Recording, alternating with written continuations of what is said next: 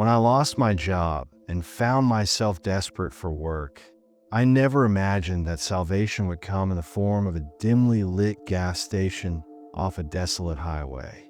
The manager's voice on the phone was gruff, his instructions strict. He didn't just tell me about the job, he warned me. There are rules you must follow, and breaking them has consequences. I thought he was just being dramatic. But as the darkness of the first night closed in, I realized those rules weren't just guidelines. They were a matter of life and death. Desperation is a cruel master. I had been unemployed for months, watching the numbers in my bank account dwindle to nothing. So, when I saw the ad for a night shift at gas station off the highway, I didn't hesitate to apply.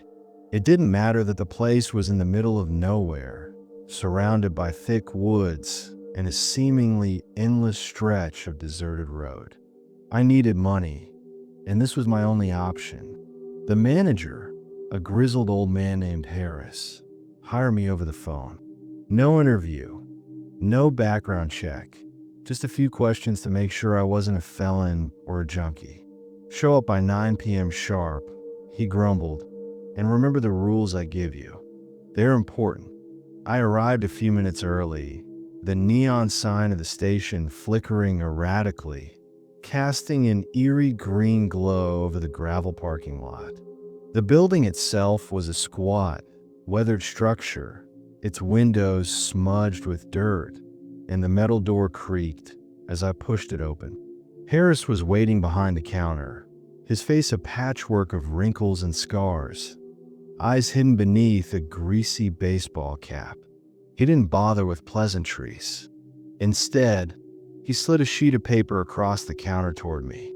"These are the rules," he said, his voice a gravelly whisper.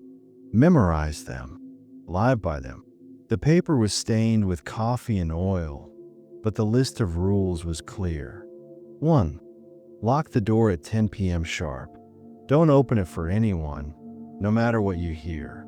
2. Never turn off the exterior lights. If they flicker, don't go outside to fix them. 3. If you hear tapping on the back door, ignore it. It will stop eventually. 4. If a man in a dark coat asks for a special blend, tell him we don't have it. Be polite. 5. If the payphone outside rings, do not answer it. Not for any reason. 6. Do not check the security cameras between 3 o'clock and 3:15 a.m. 7. If you see a child outside alone after midnight, do not let them in, no matter how much they beg. I laughed, expecting Harris to crack a smile and admit it was all some kind of hazing joke. But his expression never changed. "I'm serious, kid. People who break the rules here, they don't last long. You got it." My chuckle died in my throat. "Why, yeah, got it." "Good," he muttered, sliding a set of keys across the counter. "Everything else is standard. Stock the shelves, clean the counters, keep an eye on the pumps. But the rules? Don't forget them."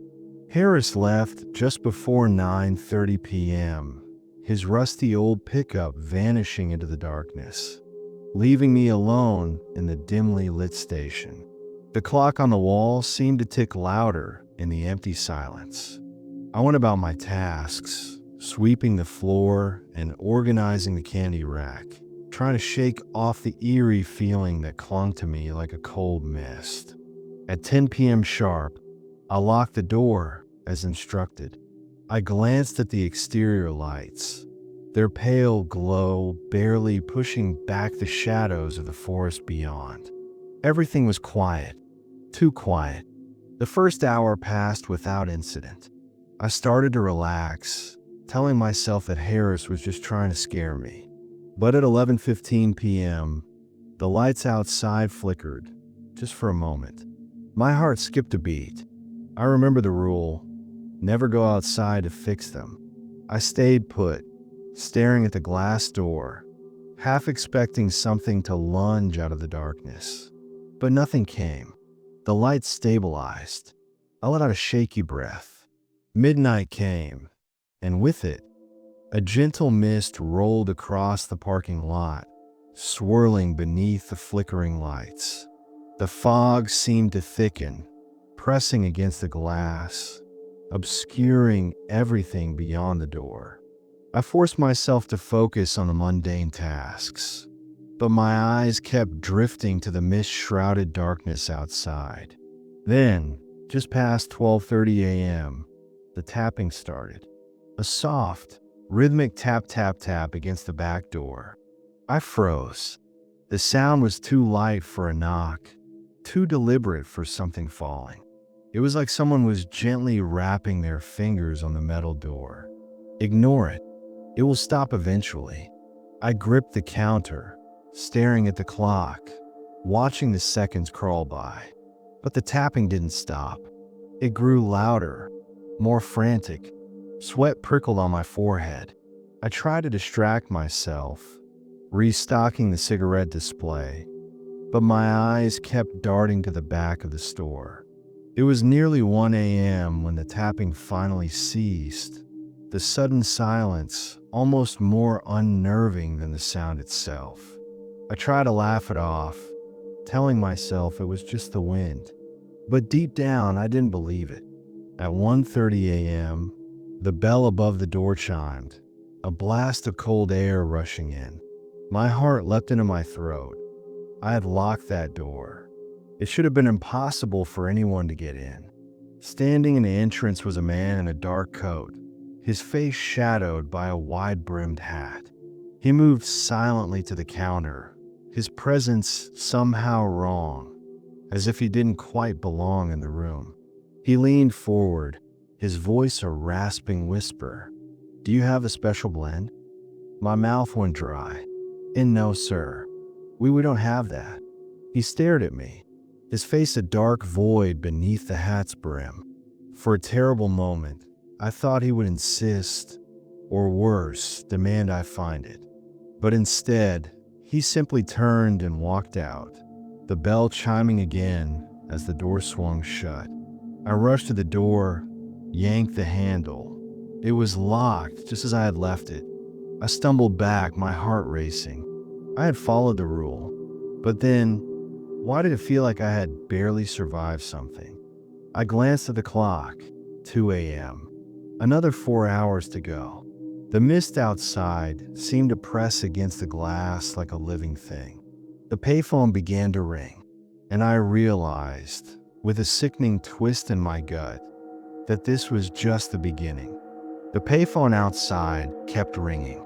Each shrill chime sliced through the silence, making my pulse race faster. I clenched my fists, resisting the irrational urge to answer it. Rule number 5, do not answer the payphone. Not for any reason, but it wouldn't stop. I watched the fog swirling beyond the glass, shrouding the parking lot, its tendrils coiling around the metal booth like ghostly fingers. The phone rang, over and over, relentless. I stepped back, forcing myself to look away, staring at the clock instead. 2:07 a.m. 2:08 a.m. It was only a phone, an old, rusted payphone that probably hadn't been used in years. But I couldn't shake the feeling that something was watching me from within that fog, something waiting for me to pick up that receiver. Then, as suddenly as it began, the ringing stopped. Silence crashed over the room like a wave, so heavy I felt it pressing against my ears. I didn't move. I didn't even breathe. But nothing happened. No shadowy figure emerged from the mist. No voice whispered from the darkness. I let out a shaky breath and tried to focus on the mundane tasks, mopping the floor, checking the shelf stock. But my nerves were shot. Every creak of the old building made me jump. My gaze kept drifting to the security monitors above the counter, each one showing a grainy feed of the station's exterior. I almost looked at the camera for the back door, but Harris's rule echoed in my mind. Do not check the security cameras between 3 o'clock and 3:15 a.m. It was only 2:30 a.m. I was fine. I was still following the rules. Or so I thought. At 2:45 a.m., the bell above the door chimed again. I whipped around, my heart thundering. The door was still locked. How could anyone come in? But there he was. The same man in the dark coat. The one who had asked for the special blend. He stood in the doorway, his face still hidden beneath the shadow of his hat. He didn't speak, didn't move. He just stood there, staring. My throat tightened. "Yes, sir, we still don't have that blend." He didn't react. A moment of pure, suffocating silence stretched between us. I could feel the cold radiating from him, a damp chill that seemed to soak into my bones. And then, without a word, he turned and walked back out, disappearing into the fog. The door swung shut, the lock clicking back into place. I rushed to the glass, but the mist outside was too thick. He was gone. A loud crash echoed from the back of the store. I spun, my heart pounding. The back door. Something was slamming against it. No, tapping against it, but louder now, insistent. Rule 3, if you hear tapping on the back door, ignore it. But this wasn't just tapping. It was pounding. A desperate, rhythmic hammering that made the thin metal door rattle in its frame. My legs locked in place, fear freezing me in place. It sounded like someone was trying to force their way in. Sweat trickled down my forehead. The clock read 2:55 a.m. I was almost at the worst time, the forbidden window of 3 to 3:15 a.m. when I wasn't supposed to check the cameras. The pounding grew more frantic, and I clenched my fists, trying to steady my breathing. I couldn't look. I couldn't look at the camera. I couldn't. But then it stopped. Silence fell again, even heavier than before. I stared at the clock, watching the seconds tick by. 2:59 a.m. And then, with a soft, almost hesitant click, the camera feeds flickered. Static rippled across the screens. A faint, distorted buzzing sound humming through the speakers. I forced myself to look away. I grabbed the edge of the counter, my knuckles turning white. I couldn't watch. I had to follow the rules. But the sound grew louder, a distorted crackling that seemed to echo inside my head. I covered my ears, staring down at the stain counter, fighting the instinct to look at the screens. Then came the whispering. It was faint at first, just a murmur beneath the static, but it grew louder with each passing second. I couldn't make out the words, just a low, raspy hiss, a chorus of voices overlapping, crawling through the speakers like an infestation. My heart raced, panic clawing at my chest. I squeezed my eyes shut. 3:03 a.m. The whispering grew louder. 3:05 a.m. My hands trembled, my body locked in place. I needed to run. I needed to leave, but I couldn't move. 3:09 a.m. A single voice rose above the others, cold and clear, like a blade scraping against glass. "You're breaking the rules, Daniel." My blood turned to ice. I hadn't told anyone my name, not even Harris. I gritted my teeth, pressing my hands against my ears, trying to block it out. No, I'm not. I'm not breaking the rules. The voice laughed, a sickening, echoing chuckle. "You're already failing. They're watching you." 3:14 a.m. The static peaked, a screeching wail that threatened to split my skull. I want to look. I needed to know what was happening on the cameras, to see what was out there. But I didn't. I clenched my eyes shut, the world a blur of darkness and noise. 3:15 a.m. The static stopped. Silence. I opened my eyes. The monitors were clear again, The gas station silent and empty. My breathing was ragged, my clothes drenched in sweat. I checked the clock. 3:16 a.m. I had made it. I had survived the window. But something was wrong. The cold mist outside had thickened, pressing against the glass like a solid wall. I couldn't see the parking lot. I couldn't even see the payphone. A gentle knock echoed through the station. Not from the back door this time, but the glass door at the front. A child's voice called out, muffled by the fog. "Mister, please. I'm lost. Let me in." Every instinct screamed at me to help, but the rule was clear. If you see a child outside after midnight, do not let them in, no matter how much they beg. But the voice grew more desperate. "Please, mister. I'm so cold. I'm scared, please." My heart ached, my fingers twitching towards the lock. I tried to look away, but then the mist outside shifted. For just a moment, I saw the child, a pale, shivering figure, hands pressed against the glass, wide, tear-filled eyes staring at me. "Please." I stepped back, tears filling my own eyes. I can't. I'm sorry." The child's face twisted, the pleading look melting into something else, something hungry, something twisted with rage. The mist swirled around them, and they vanished, swallowed by the fog. I sank to the floor, sobbing, my entire body shaking. The clock read 4 a.m. 2 more hours. 2 more hours of this nightmare. The clock read 4 a.m., but time had become a meaningless concept in that gas station.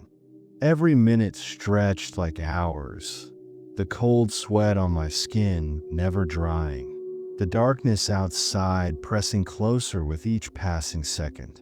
The mist beyond the glass had thickened into a pale, churning wall, blotting out everything beyond the glow of the flickering lights. I was alone, but not safe. Not even close.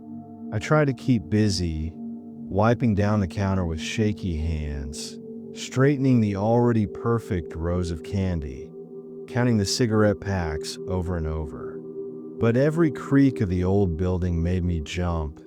Every flicker of the overhead lights sent a fresh spike of fear through me. Then came the sound, a faint, rhythmic tapping. But it wasn't from the back door this time. It was on the roof. Tap, tap, tap. I stared at the stained ceiling tiles, my pulse racing. Something was up there. I tried to tell myself it was just the wind, maybe a branch scraping against the metal. But the sound was too steady, too deliberate. I looked at the clock. 4:15 a.m. An eternity still stretched ahead of me. I tried to focus on the rules again, running them through my head like a desperate prayer. Lock the door. Don't fix the exterior lights. Ignore the tapping. Don't answer the payphone. Don't check the cameras at 3 o'clock. Don't let the child in. But there was nothing about the roof. Nothing about something crawling above me. The tapping grew louder, a scraping sound joining it, like claws dragging across metal. I backed away from the counter, stumbling against a rack of chips. The bag crinkled loudly, the sound echoing in the tense silence. The scraping paused, and then a low, distorted whisper, muffled by the roof but unmistakable. "You can't hide." My vision blurred with fear. I ducked behind the counter, covering my mouth to stifle a scream. This wasn't just some prank. Wasn't just Harris trying to mess with me. This was real. Something was up there. Something was trying to get in. The scraping resumed, moving along the roof, creeping toward the back of the station. I squeezed my eyes shut, hugging my knees to my chest, whispering to myself, "Just 2 more hours, just 2 more hours." But even as I whispered, I knew those 2 hours might as well have been an eternity. I needed to get out. I needed to leave. But Harris's warning echoed in my mind. People who break the rules here, they don't last long. But I couldn't stay. I couldn't just sit here and wait to die. My gaze drifted to the employee door behind the counter, the one that led to the stockroom and the back exit. The back door, the one I had heard the tapping on earlier, but it was still an exit. The scraping on the roof grew more frantic, as if whatever was up there knew I was thinking of running. I had to be fast. If I could just slip out, get to my car. A loud crash shattered my thoughts. I looked up. One of the ceiling tiles had buckled, a long, clawed finger poking through, curling and twisting, searching. That was it. I was done. I bolted for the back room, shoving the door open and slamming it behind me. The narrow hallway stretched ahead, lined with shelves of cleaning supplies and dusty boxes. The back door loomed at the end, a metal slab with a rusted handle. But something stopped me in my tracks. The payphone outside the station, it was ringing again. Even through the thick concrete walls, I could hear its shrill, insistent chime. My breath came in ragged gasps. It was impossible. That phone had to be at least 30 feet away, but the sound was piercing, invasive, like it was right beside me. "Don't answer it. Don't answer it," I whispered, forcing myself to keep moving. But then another sound joined the ringing. A child's voice, muffled, coming from the other side of the back door. "Mister, please let me in. I'm lost. I'm so cold." My legs locked. I knew the voice wasn't real. I knew it was the same thing I'd seen in the mist, the thing that had pretended to be a child. But hearing it so close, so desperate, clawed at my sanity. "Mister, please, they're coming for me. Please, help me." I clenched my fists, tears streaming down my face. No, I can't. I can't." Silence. The payphone stopped ringing. The child's voice faded, but the quiet was worse. I could hear my own heartbeat thundering in my ears. I turned back to the door, my escape just a few feet away. I reached out, fingers trembling. A sudden, violent bang against the door made me scream. It wasn't a knock. It was a furious, savage impact, like something was throwing itself against the metal. The door shook in its frame. The hinges groaned. I staggered back, tripping over a mop bucket, crashing to the ground. I stared at the door, watching the metal buckle with each impact. I needed to move. I needed to get out. But as I scrambled to my feet, the noise stopped. Silence again, thick and suffocating. I didn't trust it. I didn't trust anything. But I had no choice. I pulled myself up and ran back into the main store. The ceiling tile had fallen, a twisted, blackened claw protruding from the dark hole above, twitching. My gaze snapped to the front door. The mist was gone, but a figure stood outside, staring through the glass. It was Harris. His face was pale, his eyes wide with fear. He was mouthing something, his fists pounding against the glass. But the door was locked. I rushed forward, fumbling with the keys, but they slipped from my sweaty fingers, clattering to the floor. Harris's face twisted with desperation. His lips kept moving, and I struggled to understand. "Let me in, please, please." But then his expression changed. The fear melted away, replaced with a twisted, hollow smile. His lips moved again, and this time I understood. Breaking the rules. Daniel. My blood froze. I stumbled back, my gaze darting to the clock. 4:45 a.m. Just a little longer. Just a little longer. Harris's face darkened, the pale flesh peeling away, revealing something black and glistening beneath. His eyes melted, his jaw distended, his mouth stretching into a cavernous, tooth-filled maw. The door shuddered under the weight of his pounding, but the lock held. The claw above me twisted, pulling itself through the ceiling, a twisted, shadowy shape slithering out, its skeletal frame clicking against the roof tiles.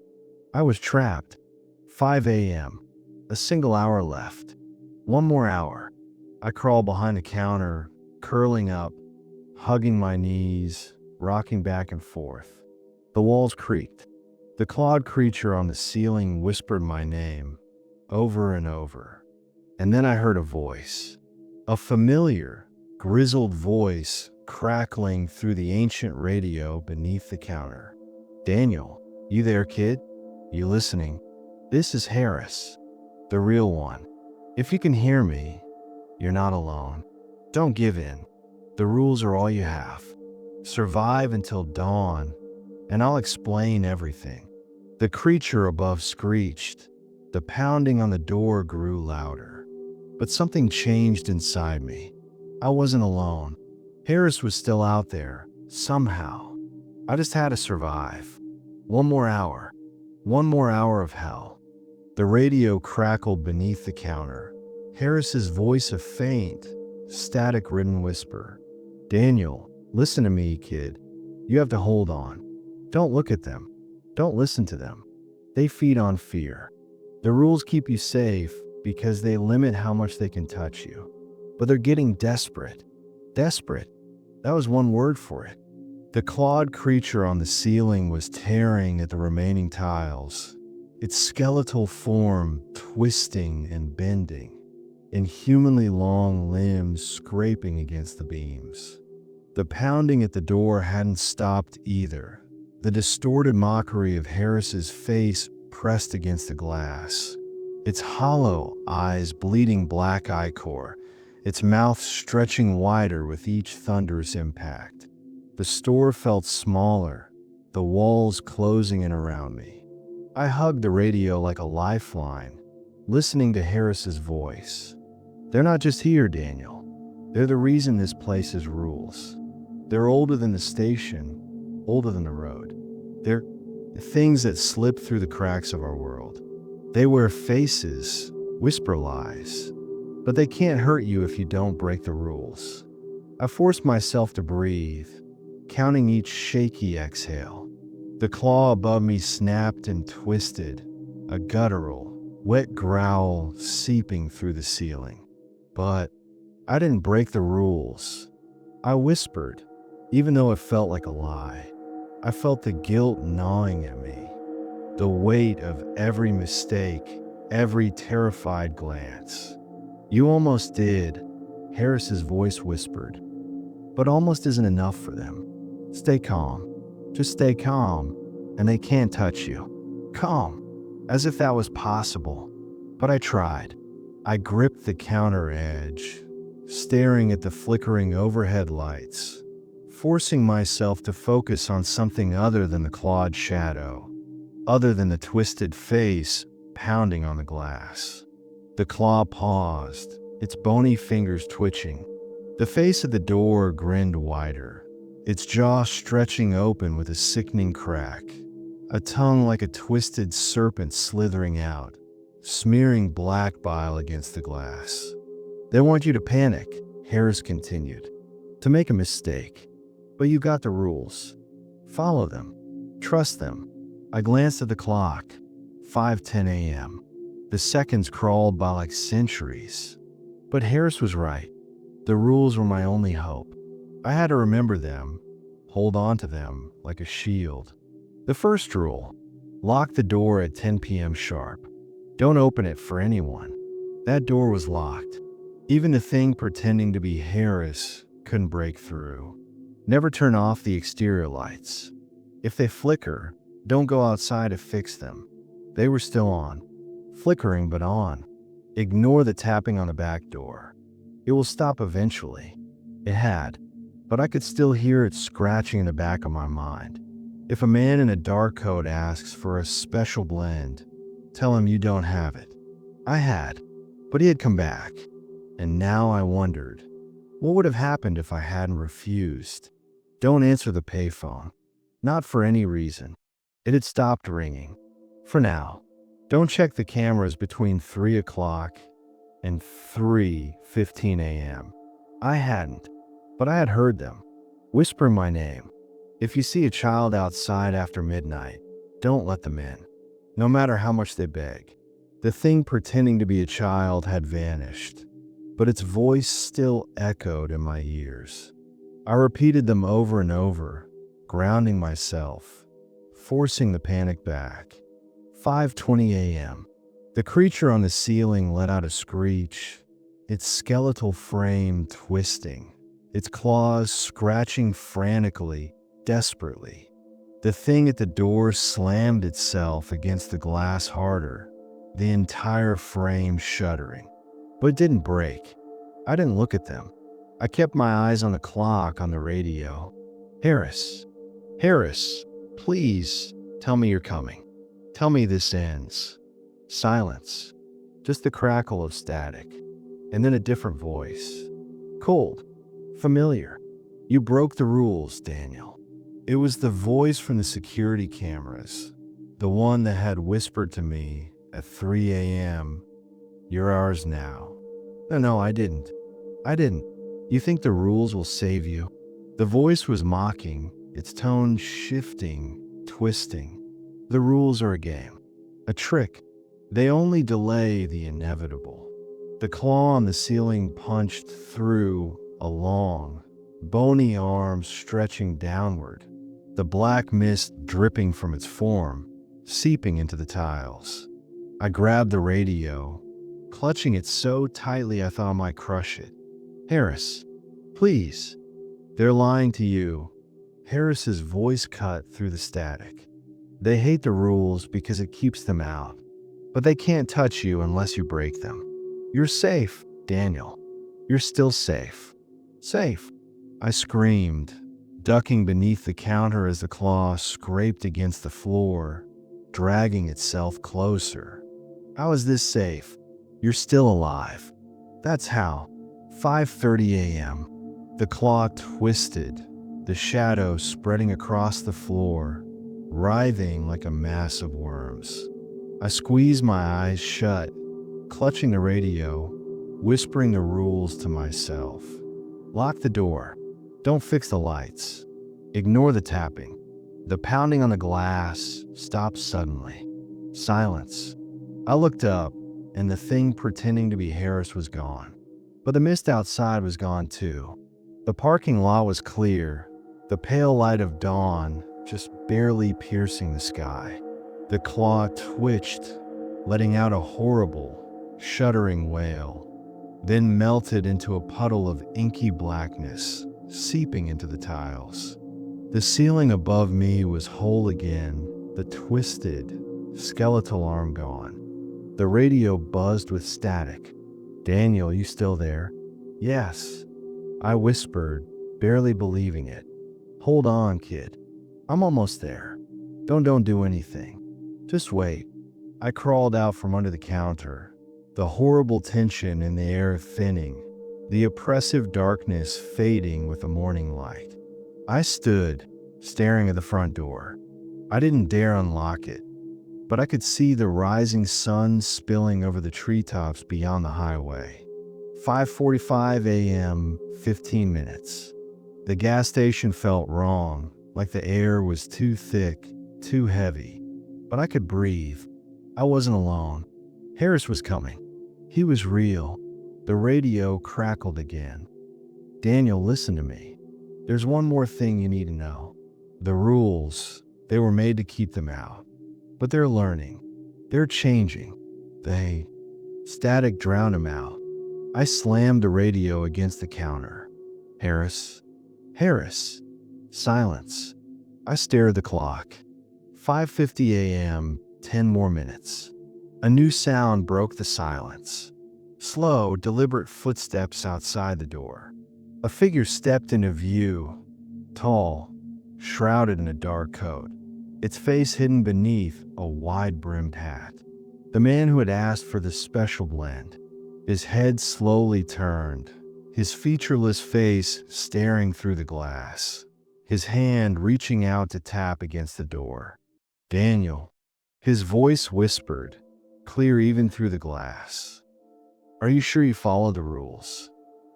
My heart stopped. I had. I knew I had.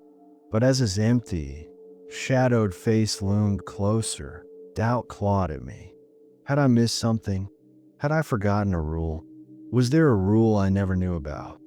5:55 a.m. 5 more minutes. The figure pressed against the glass, his twisted hand scraping down the door. You broke the rules, Daniel. Let me in. Let me in.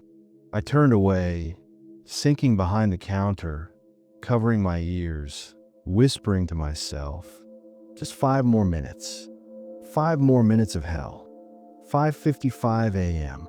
The gas station was a prison of shadows, the weak light of dawn barely piercing the mist outside.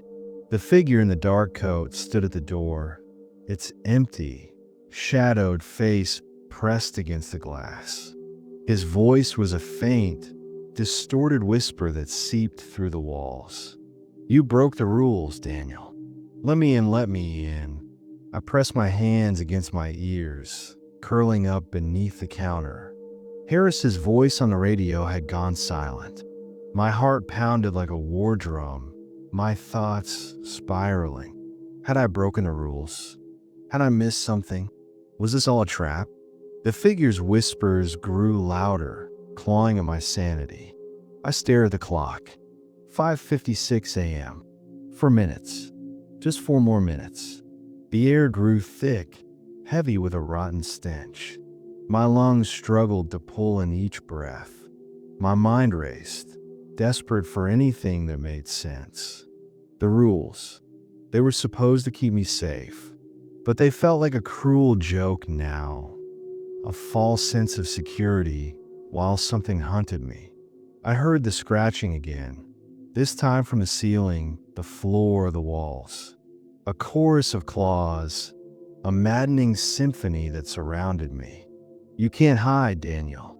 The voice whispered, now a chorus of distorted tones. You're ours. You were always ours. I squeezed my eyes shut, rocking back and forth. No, I didn't break them. I didn't. But the whispers only laughed, a twisted, echoing cackle that seemed to come from everywhere. 5:57 a.m. The scratching grew louder, and then the lights began to flicker violently, plunging the store into a nightmare of flashing darkness. Shadows twisted across the walls, faces emerging from the black, eyes glowing with sickly, yellow light. The door shuddered, the glass warping as the figure in the coat pushed against it. His face melted, stretching like wax, a tooth-filled smile splitting his head in half. Let me in, Daniel. I scrambled back, knocking over the radio. It hissed with static, and then, for a brief, flickering second, Harris's voice broke through. Daniel, don't listen. Don't let them break you. Remember the rules. They're lying. The radio died again, falling silent. But those last words lit a spark in my mind. They're lying. They were trying to confuse me, to break my resolve. That was their game. They needed me to doubt, to break the rules out of fear. I stood, shaking but determined, staring at the figure at the door. No, I didn't break them. I didn't. The twisted smile wavered, its voice faltering. Let me in, Daniel. I forced myself to turn away. I grabbed the radio, clutching it to my chest. Harris, if you can hear me, I'm following the rules. I'm still following them.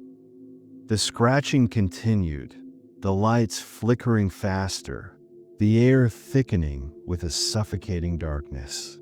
But I didn't run. I didn't hide. 5:58 a.m. 2 minutes. Just 2 minutes. The glass shattered behind me. I didn't look.